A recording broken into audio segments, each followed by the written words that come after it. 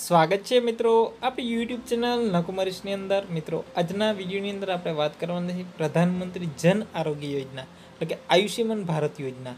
આયુષ્યમાન ભારત યોજના કોને કોને લાભ મળવાપાત્ર છે, કેટલો લાભ પણ મળે છે અને મિત્રો તેના હેલ્પલાઇન નંબર શું છે અને લાભ ક્યાંથી મળે છે અને કયા કયા પુરાવા જોશે એ સંપૂર્ણ માહિતી છે આ વિડીયોની અંદર આપણે મેળવવાના છે।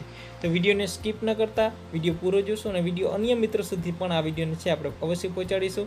તો એ લોકોને પણ છે મિત્રો એ આયુષ્યમાન ભારત યોજનાનો છે લાભ જે ગરીબ જે લોકો હોય છે તે સુધી છે। આ બહુ જ મિત્રો અગત્યનો વિડીયો છે, કારણ કે એ લોકોને દવાખાનાની અંદર મિત્રો જે પૈસા નથી હોતા અને પ્રાઇવેટ હોસ્પિટલની અંદર અમુક વસ્તુ છે ઓપરેશનો કે કરાવવા પડે ત્યારે બહુ ખર્ચ મોટો થઈ જતો હોય, તેના કારણે છે મિત્રો આયુષ્યમાન ભારત યોજના જો કાર્ડ મેળવેલ હોય તો ફ્રીની અંદર ઓપરેશનો જે તે સારવાર છે મળી શકે છે।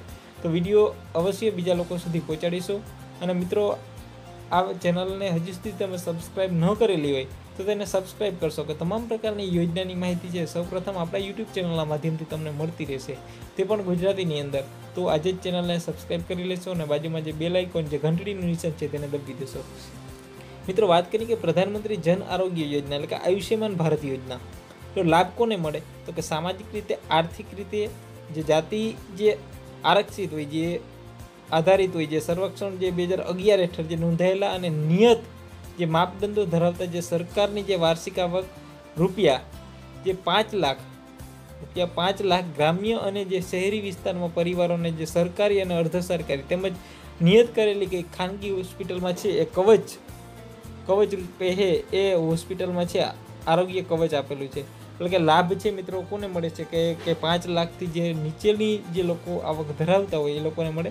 કેટલો લાભ મળે મિત્રો તો જે લાભાર્થીને રૂપિયા 50,000 સુધીની સારવારનો ખર્ચ છે ટેન્ડર પ્રક્રિયા દ્વારા નક્કી કરાયેલો છે જે વીમા કંપની દ્વારા, અને 50,000 એકથી લઈ અને 5 લાખ સુધીનો ખર્ચ છે હાલની જે મા યોજના જે અમલીકરણ પ્રક્રિયા મુજબ છે આ યોજના હેઠળ છે નોંધાયેલા જે સરકારી, અર્ધ સરકારી તેમાં નિયત કરેલી જે ખાનગી હોસ્પિટલ હોય ઉપલબ્ધ રહેશે। એટલે મિત્રો જો તમારે જો લાભ છે એ 50,000 હોય તો એમને મળી જશે ખર્ચ ટેન્ડરથી, અને જો 50,000 ઉપર હોય જો ખર્ચ તો તમારે જે આ કાર્ડ છે હેઠળ છે તમને આ ખર્ચનો જે અમલીકરણ છે એ મળવાપાત્ર થશે। એટલે કે જે તમારે જે આ મા અમૃત યોજના છે એના જે કાર્ડ દ્વારા છે એ મળશે। અર્ધ સરકારી તમે નિયત જે આ આયુષ્યમાન ભારત યોજનાના જે તમે હોસ્પિટલમાં જશો તો એમાં લખેલું હશે કે મિત્રો આ હોસ્પિટલ છે આયુષ્યમાન ભારત યોજના હેઠળ આવેલી છે। તો આગળ વાત કરીએ મિત્રો પ્રાથમિક, સેકન્ડરી અને જે ટર્સરી જે સારવાર માટે પેકેજ નિયત કરેલા તેના દર મુજબ છે સારવારમાં ઉપલબ્ધ રહેશે।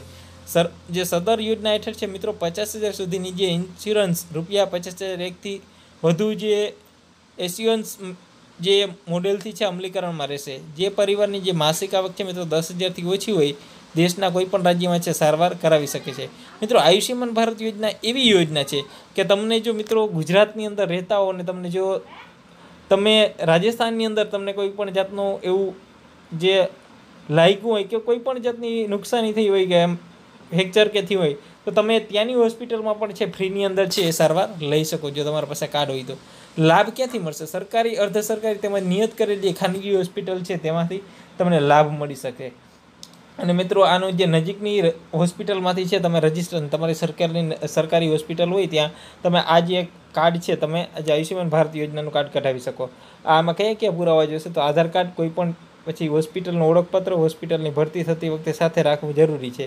અને મિત્રો એક આના હેલ્પલાઇન નંબર પણ તમને આપેલા છે, ત્યાં તમે કોલ પણ કરી શકો છો 1800 11 15 65 આ નંબર પર તમે કોલ કરી શકો છો 145555। અને તમે આ નંબર છે એ ખાસ ધ્યાન દેશું આપણે જે નંબર આપેલા છે 1800 11 15 65 ઉપર છે આપણે સંપર્ક કરી શકશું વધારે માહિતી માટે।